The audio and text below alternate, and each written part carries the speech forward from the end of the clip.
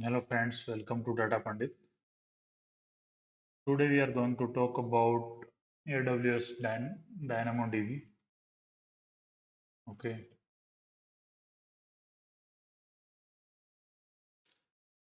AWS DynamoDB is a NoSQL database service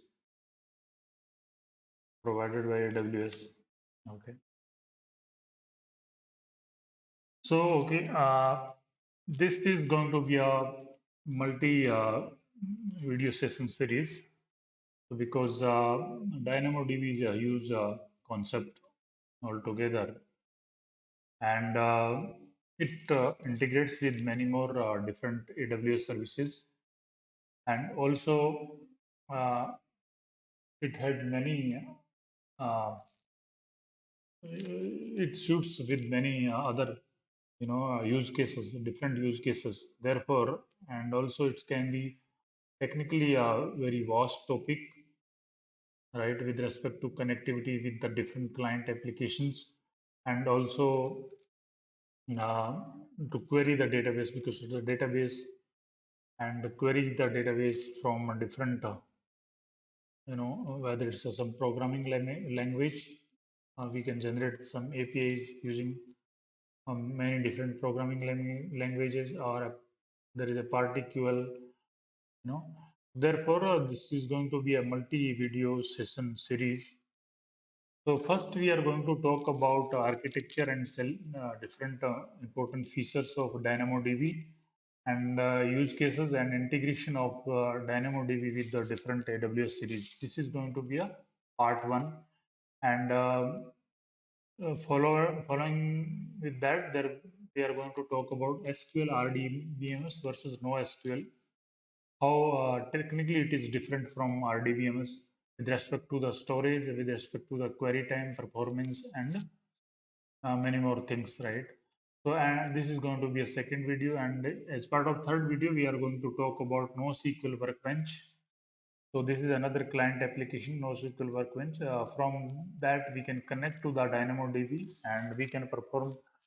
We can create models. We can export the model to the DynamoDB and import the model from the DynamoDB. Okay, and we can query any different tables in from the DynamoDB using SQL Workbench. Okay. Then we are going to talk about AWS command line interface. AWS CLI, as you know, there is a platform command line interface. Really, we are going to download that for Windows, and we are going to perform many more AWS CLI commands to generate the tables, models, and insertion of the data and the retrieval of the data. Such kind of, and we are going to understand the structure of the model or structure of the table of DynamoDB, because it has a complex structure. Rather, I should say it's a little bit hard to understand than SQL database table. And then there will be a fifth video regarding Particle. So Particle is similar to SQL query language, but it's a little difference, which specifically meant for DynamoDB querying and insertion of the data and retrieval of the data. Okay, and we will be running this particle from the DynamoDB in AWS Management Console, and also from the SQL Workbench. Okay, NoSQL Workbench. And then there is an important streaming of the data. Streaming of the data, DynamoDB, update and insert, or any perform any activity on the DynamoDB tables, we are going to stream to the Kinesis, and other streaming is streaming DynamoDB. Okay, so there are two streaming. Uh, so, so both we are going to understand as part of this video number 6, and video number 7 is going to be another pipeline. So pipeline, as you may understand, so it's end-to-end process of the data in a particular use case or a particular problem. So we are going to understand how within a pipeline we are importing the data into the DynamoDB and export the data from the DynamoDB using that pipeline. and at the last video is going to be a data accelerator. Okay, so AWS DX. So there is a fully managed service which will be running on EC2 instance. As you know, DynamoDB services is serverless, but there is another cluster or fully managed service on top of DynamoDB is DX. So DX also serves as a managed service on top of DynamoDB. So whenever any client application wants to interact with DynamoDB, so it routes the its service request through DAX. Okay. So and DX also supports the case mechanism. So if the case has proper data to serve the query, so then client application would be served from the DX cluster. Otherwise, if that doesn't happen, then only DX would be connecting routing to the service to the DynamoDB. So DX is fully managed within a virtual private cloud, and okay. So within a private space of AWS, is going to be a cluster on any EC2 instance on back of it. So these things we are going to discuss. So let's talk about the first video, wherein we are going to talk about AWS architecture, okay, architecture and significance of DynamoDB, and then we are going to talk about little important features, and what are the use cases, and how it is integrated with different AWS services. Okay, so if you talk about architecture, so let's switch over to the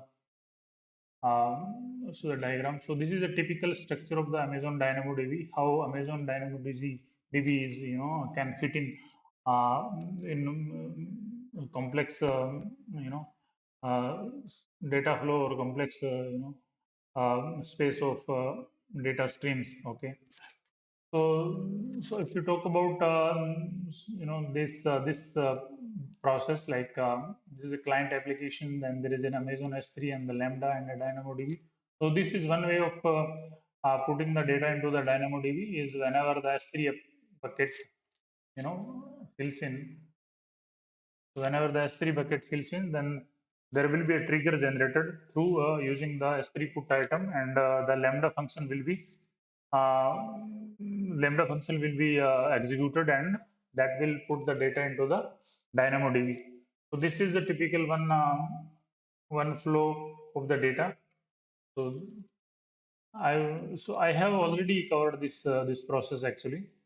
So I would be giving a link. So how we are going to place the data from the S3 bucket to the DynamoDB. So I have covered this in detail, and then there would be client API. So using some application programming language, right? So we can generate the APIs, and the APIs would be called from the client applications, and then client application would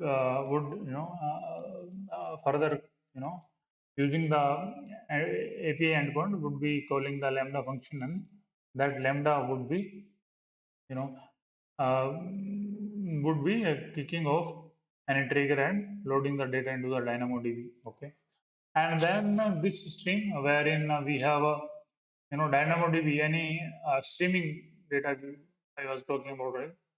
uh, Streaming from the DynamoDB. So any changes happens in DynamoDB would be captured using the streams, and that streams would be feed into the Lambda function, and Lambda would publish that message.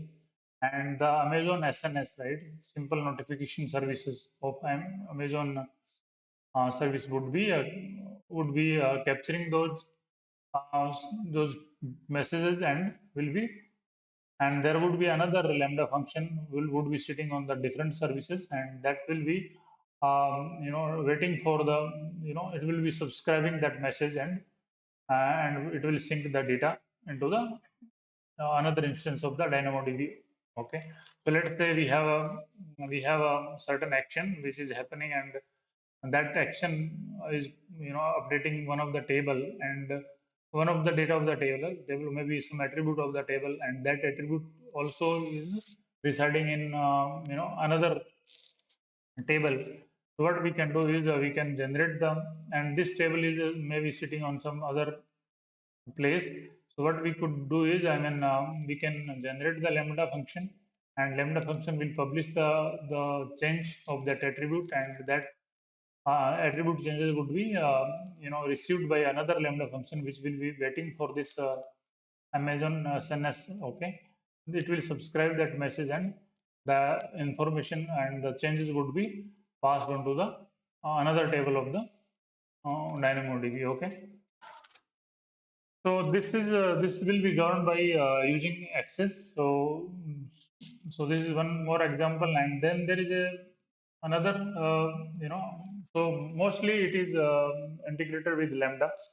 So Lambda, because there are many streaming operations happening actually. So this is an event-driven application. So as and when any event happens, so, so happens on the table, then we have to trigger any event, or if any event happens outside outside of the DynamoDB, and we have to amend the DynamoDB. So both ways, so it's an event-driven database database service actually. So let's talk about different features. Okay, so this says we are covered the typical structure of the Amazon DynamoDB, how it is fitting into as part of different Amazon Web Services applications. Okay, now so this is there are this because it's serverless. So serverless in the sense of as a client, we don't have to manage the infrastructure, underlying infrastructure as part of software patches or hardware things. We don't have to manage. We just have to concentrate on the development of the application or data around it. Okay, and then there is a NoSQL. So the data would be stored as a part of JSON documents. So and the JSON document is portable and understood by different languages. So we don't with respect to different applications, it can be suitable, and it's event driven. So data streams can be generated from the DynamoDB and outside the DynamoDB, so that any event can be it's a pub/sub things actually. It can be published to the subscriber, and any events can be captured from the outside event, and any changes if need to be done into the DynamoDB. So both ways it works, and there are keys actually. So there is a partition key. So whenever the DynamoDB or data storage happens, so depending upon the partition, a partition key and the sort key. So depending upon that, data would be stored, addition to the different key. So for a particular hash, for a particular partition key, there will be a hash function would be generated, and the allocation would happen. And for the same key, there would be a same hash map function would be generated, and the data would be stored adjacent. Okay, one after another. Together, data would be stored. Okay, and whenever we are streaming the DynamoDB streams, right? So then there is old image, a new image, and both and old image. These attributes would be passed.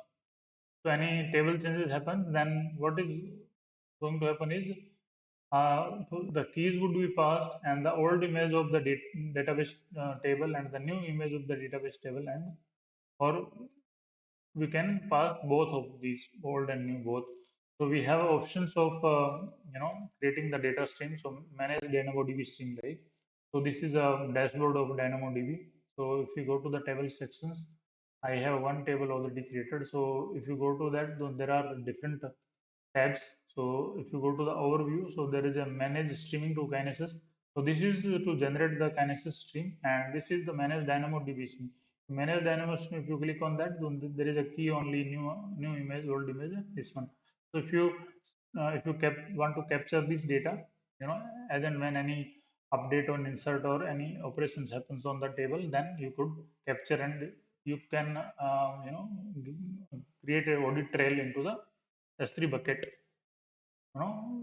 different or detail on for a particular table, right? So that can be done. So if you look at the so and the other thing is just schema less. So as a designer or as a solution architect, you don't have to consider regarding the structure of the data itself, but rather we should concentrate on the use cases. So how we can best suit this DynamoDB for a particular use case. And the TTL is a time to live. So there are attributes. So if few columns are not required, and there is we can specify the time to live in the sense of for a certain information. If we want to specify that we want to keep this information for a certain period of time, so that life we can set, and then after that information would be traced traced out, okay, automatically. So these kind of attributes are there within the DynamoDB tables and DynamoDB storage.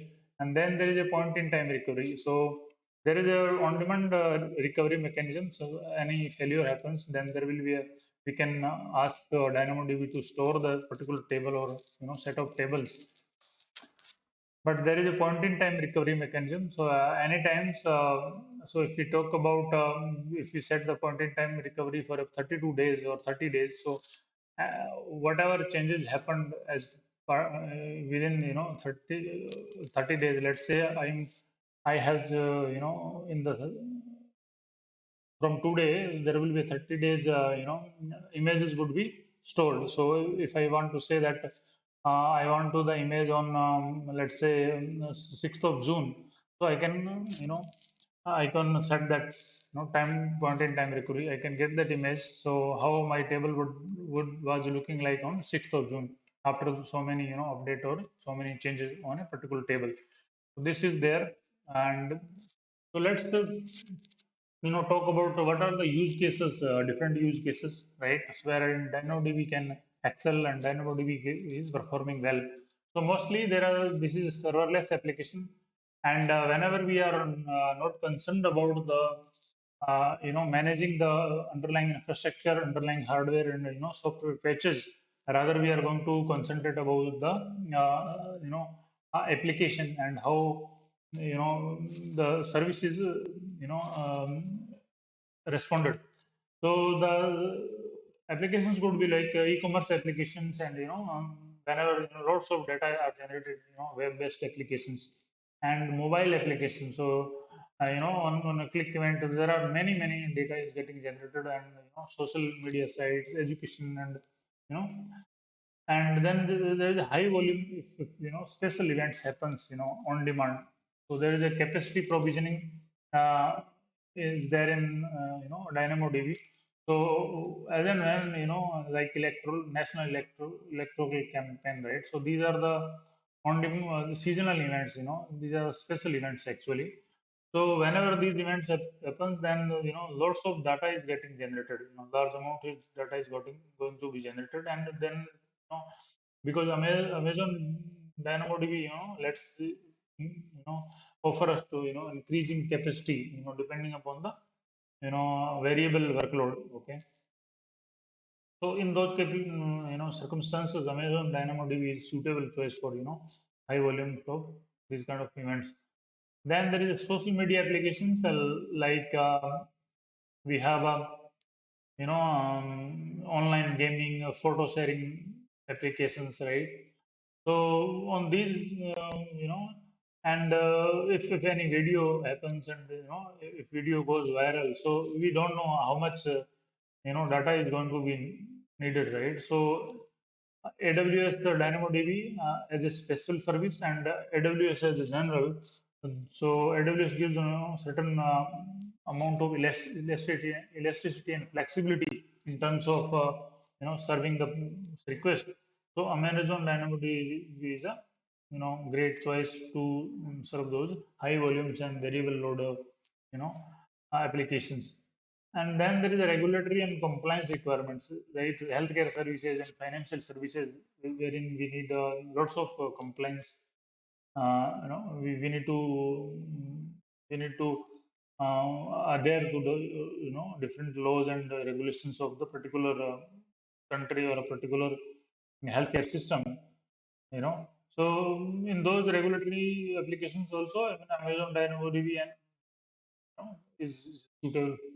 And then there is a reporting mechanism. So because it's process high volumes of data, like stock market trend and apart. So there is an integration of AWS DynamoDB. So with the Amazon EMR. So Amazon EMR comes with the Hadoop like structures, Hadoop HBase, MapReduce structure. So like Apache HBase. So Apache HBase is good choice for supporting high throughput writes and update rates. So if you are updating and writing very frequently, so Apache HBase is meant for it. So because it integrates with that application, so therefore the reporting mechanism is going to be supported very well. Okay, so these are the different use cases whenever we can use the DynamoDB. So let's talk about integration of the DynamoDB with the different AWS. So I was talking about Amazon EMR, right? So Amazon EMR is a Hive based there is a Hive query language. So DynamoDB data can be used SQL like language in Hive query language when integrating with the Amazon EMR, and it can integrate with the Amazon S3. So DynamoDB can be updated from the Amazon S3 bucket and vice versa. And Amazon DynamoDB can copy the data from the SDFS, and after that there would be many operations can be done on DynamoDB. And then there is an integration with Amazon Redshift. So Amazon Redshift is a different AWS data warehousing services provided by Amazon. So data can be copied from DynamoDB to Amazon Redshift, as a table, and then different queries and other queries and other aggregation um, tables can be generated on top of DynamoDB tables. So these are the different integration you know uh, techniques that we are going to understand in our detailed hands-on exercise. Okay, so this is all about the structure of the DynamoDB. Okay, and this is the DynamoDB dashboard. So if we talk about the DynamoDB, so it's going to be in the databases. Okay, so in database domain there will be DynamoDB. So if you click on DynamoDB, so you would be getting this dashboard. Okay, so then there will be tables. Okay, so we are going to understand in detail when we are going to talk about the hands-on exercise. Okay, so with that, this is so thank you so much.